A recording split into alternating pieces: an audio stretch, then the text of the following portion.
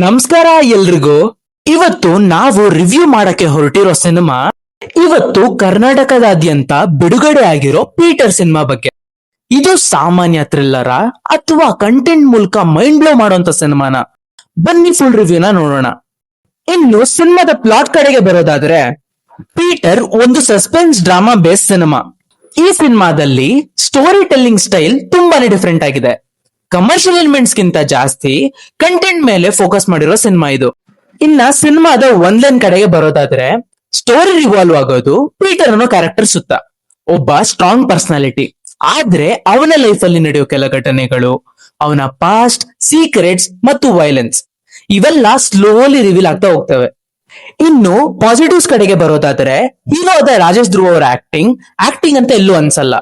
Peter character ನಲ್ಲಿ ತಮ್ಮನ್ ತಾವು ತೊಡಗಿಸಿಕೊಂಡಿದ್ದಾರೆ. ಸುಕೇಶ್ ಶೆಟ್ಟಿ ಅವರ ಡೈರೆಕ್ಷನ್ ಚಿತ್ರದ ಪಾಸಿಟಿವ್ಸ್ ಅಂದ್ರೂ ತಪ್ಪಾಗಲ್ಲ. ಸಸ್ಪೆನ್ಸ್ ಥ್ರಿಲ್ಲರ್ ಮೂವಿನ ಚೆನ್ನಾಗಿ ಪ್ರೆಸೆಂಟ್ ಮಾಡೋಕೆ ಬರೀ ಬೇರೆ ಭಾಷೆಯವ್ರಿಗಷ್ಟೇ ಅಲ್ಲ, ನಮ್ ಕನ್ನಡದಲ್ಲೂ ಮಾಡೋಕೆ ಬರುತ್ತೆ ಅಂತ ಪ್ರೂವ್ ಮಾಡಿದ್ರು ನಮ್ಮ ಸುಕೇಶ್ ಶೆಟ್ರು.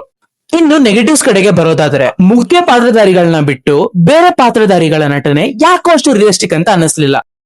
ಇನ್ನ ಓವರ್ ಆಲ್ ಆಗಿ ಹೇಳೋದಾದ್ರೆ, Peter is a good watch movie.